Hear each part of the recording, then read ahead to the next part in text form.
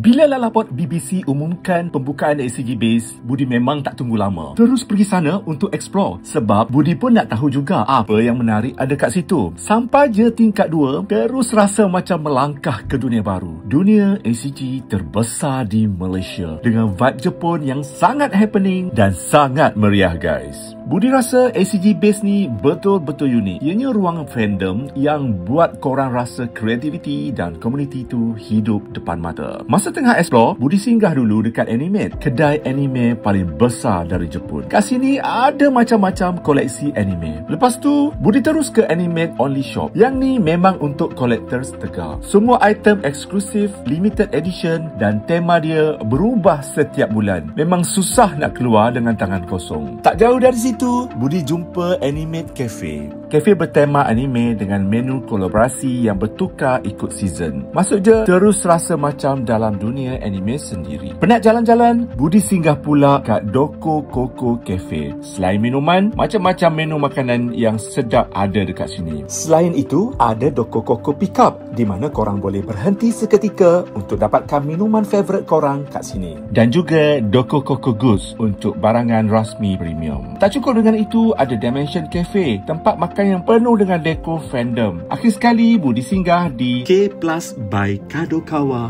Gempak Stars. Kat sini ada gabungan manga Malaysia dan juga Jepun. Ruang dia penuh dengan karakter, penuh kreativiti dan memang syurga untuk korang yang kaki anime. ACG Base tengah dibuka fasa demi fasa sejak Oktober dan akan siap sepenuhnya hujung 2025. Tapi sekarang pun, Budi nampak suasananya dah cukup meriah, cukup happening dan penuh dengan pengalaman untuk peminat anime, komik dan juga games. Kalau korang nak rasa dunia fandom yang imersif, otentik dan dekat dengan jiwa peminat, ACG Base di Lalaport BBC ni memang tempat korang wajib singgah.